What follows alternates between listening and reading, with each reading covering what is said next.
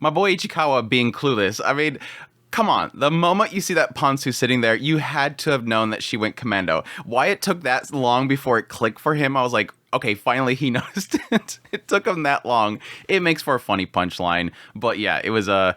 there's a side of me that kind of thinks that Yamada did it on purpose. I think that she may have done it on purpose, but...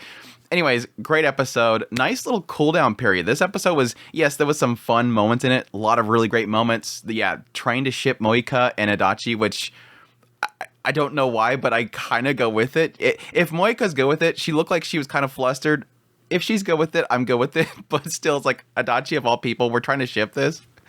Even though I really wanted it to be the lacy pantsu that he was talking about getting.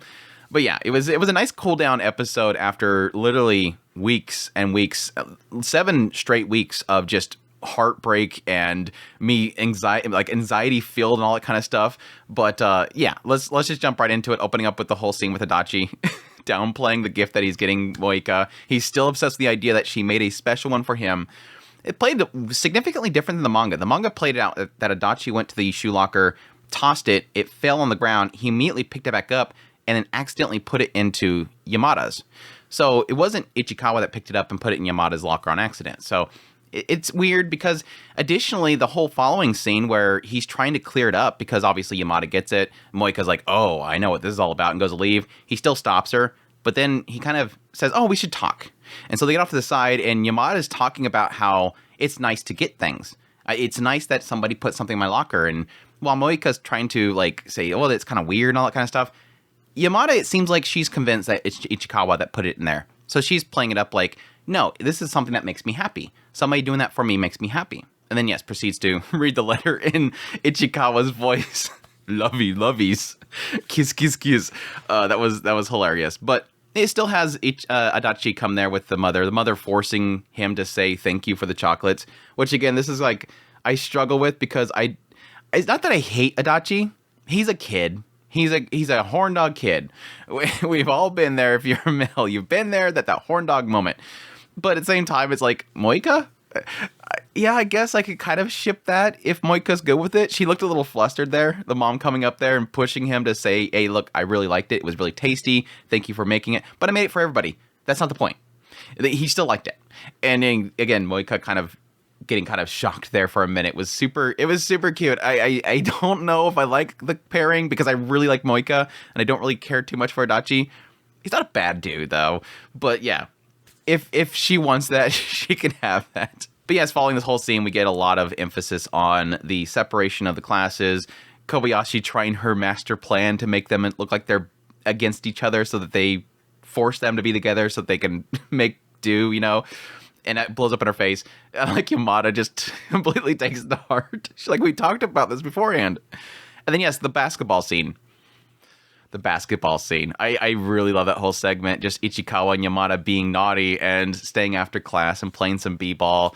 Yamada emphasizing that she's better at, defense. And then, yes, going on defense and him getting a little bit of a bump. But yes, eventually she gets the basketball in and makes her request that she wants to call him Kyo. So can we finally start calling Ichikawa Kyo? I always, this is like one of the things that I've always have a problem with covering anime is that I always jump back and forth between, their first name, their family name, and their given name. And I don't know, maybe here soon I can start. So I'm probably going to still call him Ichikawa because I don't think I can ever like get my mind to say An instead of Yamada. But anyways, that's fine. It was a really cute little scene. Just her like sitting there asking if she could do that. It was super cute. But yes. That's when we get the introduction of Lucifer. Lucifer, Ichikawa's naughty side has finally appeared. We've had his good side, his good self that is trying to push him to get with Yamada, have that encouragement, really kind of just bolstering his confidence. And Lucifer's stated as being strictly his libido, his really naughty side. Going so far as to make it perfectly clear saying, yeah, when you get excited, I get bigger. And I like how they have to signify how it works because Kana walks in the door and it immediately shrinks. I'm like, yeah, I guess it's his sister. I get it. But at the same time, don't be mean to Kana like that. They did that multiple times. Him saying you have to look at my sister's pantsu to lose that excitement. Poor Kana. Kana's cute. I love Kana. But no, yeah, she shows up, talks about the birthday party, and he immediately brings up Yamada. She freaks out. Oh, I never brought up Yamada before. But yeah, it goes into the whole situation with his birthday party. Nothing really happening. He doesn't think much is happening. And then eventually he gets a text from Yamada wearing the cutest outfit ever. Her hair was so freaking cute. She went with the Rin Tohsaka outfit, the Rin Tohsaka look. The whole like twin tails on the side, but the hair in the back still down. Oh, she looks so freaking cute. I think that's easily her best hairdo. Like I would love if that the rest of the show she just has that hairdo. But yes, they hang out together, and eventually Dad goes to follow him. In the manga, when the father is following him, and Ichikawa is trying to get the courage to defend her, like they hint at the idea that it's dark and it's dangerous. Then eventually he brings up the idea, okay, somebody's following us. I have to protect her. And in this moment, Lucifer shows up again. He literally says, hey, you could do this. Like, what are you talking about? He says, I'm not big and strong. I don't know if I can defend her. And he's like, what does that matter? Do it anyways. And he does it. So it was super cute. Him protecting Yamada was great. But yeah, it was the dad. Just an excuse to get Yamada in the know about the fact that it's his birthday and immediately go over there. But no, that was cute because in the manga, when they first arrive at the house, immediately everybody goes into overdrive. It wasn't just a sister. The sister goes and gets changed so she can look like cool just for Yamada. But the mother's over here, she's panicking because she has to clean the kitchen. Over here, Yamada sits down with the father, and they're just sitting there. And there's no talking. And eventually she turns to the father and kind of smiles, and he kind of smiles back. And that was it. It's a nice little kind of contrast between like Yamada meeting the parents and Ichikawa meeting the parents. We had a whole segment of Ichikawa meeting Yamada's parents. So it's kind of a little bit of a bummer not to see that dynamic with Ichikawa's parents, but it was fine. But yeah, they have the birthday cake, and yeah, the mother comes walking in singing a wedding song. That was so freaking good. Hear them singing and all that kind of stuff. Eventually, Yamada saying, well, no, that was funny because before this, she mentions happy birthday, Kyo. And he thinks that she's saying happy birthday today because Kyo is pretty close in, like, it's just like one letter vowel difference there than actually today. But I was actually surprised to see that. Props to the translator. Thank you for just doing translator notes. That is such a thing that it's difficult to really kind of make fit in just a standard subtitle. Like most of the time translators try to mix it up so it says something completely different so the joke's still there, but it completely loses the context of it. So props to the translator for just doing translator note. That's a simple translator note. There's nothing that needs to be overly done there. Just do a translator note. It's simple. It gets the job done. So I wanted to get a props out there for the translator. But yeah, that was cute. And then having her say it again when he blows out the candle and completely wrecks him. And then he has Kana coming in with the cute bunny girl figurine. Again, best sis right there. Getting him a figurine of a bunny girl. I dig it. But yeah, this all turns into Yamada staying the night and Ichikawa freaking out. Now again, another moment here of a little bit of lost context from the adaptation is, yes, when Yamada calls her parents, we get like a little brief showing of the parents themselves, and they're like, yeah, this is Ichikawa, the mother, and immediately the mom picks up, wait, Ichikawa?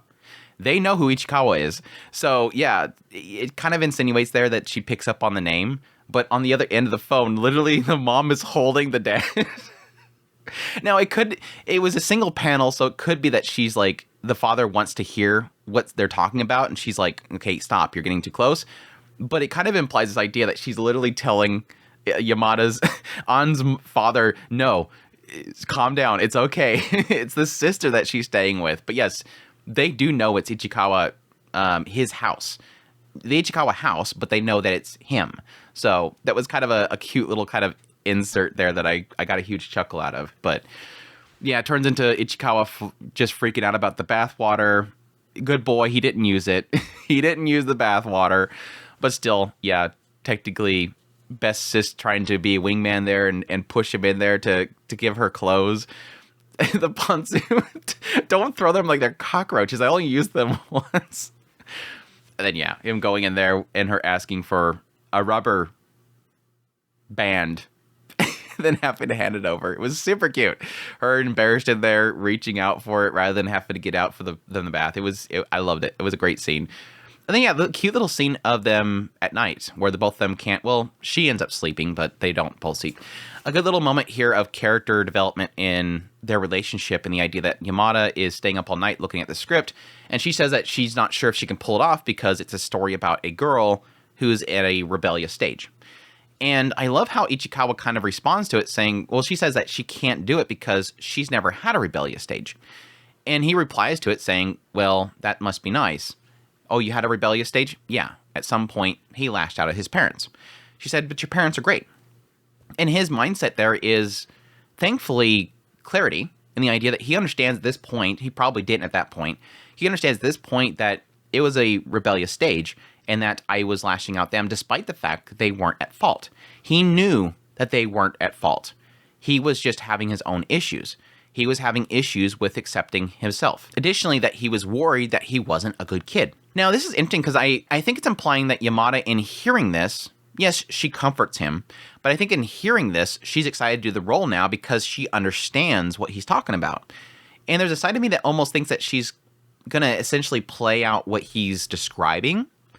But there's another side of me that kind of wonders if she doesn't know that she's technically was in a rebellious stage. Because we've hinted at before that Yamada has struggled with the idea that she wasn't good enough. That was that whole scene when Ichikawa went to her house for the first time.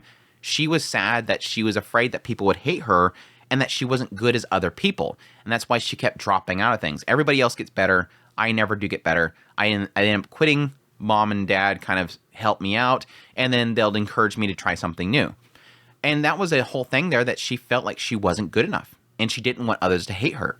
So I kind of wondered if she was going, oh, that's what it means. That's what it means to be in a rebellious state. I technically have done that.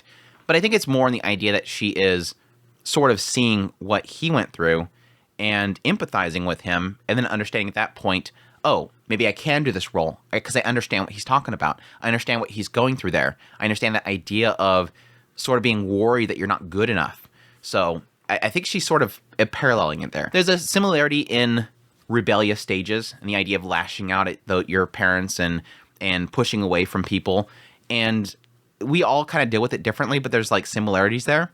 And I think she's sort of catching those similarities. But that's just a lot of assumptions on my part. But yeah, super cute little scene, her hugging him and him talking about how his heart's racing, but he feels at ease. Like she's putting him at ease. He feels comfortable with her. And so they stay up all night. Well, she doesn't. She falls it. Well, no. He says, the caption says that we stayed up all night. And I immediately thought that Yamada didn't because she was sleeping. And then he covers her up. But she was awake. She was waiting for him to do something. She was laying there waiting for him to do something, and he's a good boy. He covered it up and walked away, but she was waiting for something. I think she was waiting for him to do something. Just kiss me. Go ahead and do it. My lips are just ready for you. It's super cute. And then, yes, I was kind of still curious about that, but then at that punchline at the very end, right after the cast, he suddenly finally realizes that she was Commando. What the hell? It was good. It was a good little cap end of it, even though, like I said, it's odd that it took them that long to figure it out. But yeah, good episode. Really cute. Again, I hate that how much they rag on poor Kana, but at the same time, I understand. Boy, it's his sister. He's not gonna see it. But yeah, it was super cute though. But yeah, that's my thoughts on thankfully, for once, a pretty chill episode. My heart wasn't being destroyed, but still it was super cute. Loved every minute of it. But yeah, that's my thoughts on the episode. Hope you guys enjoyed this video. As always, if you did, make sure that like button down below, comment, let me know what's thought of the episode. Additionally, if you're new to the channel, make sure that subscribe button, check out my content. I do news, reviews, first impressions, top list, if it's anime, it's pretty much here. Additionally, if you want to support channel more, at Patreon link, tips link, super links, membership button down below. Really appreciate what it does, and y'all take care.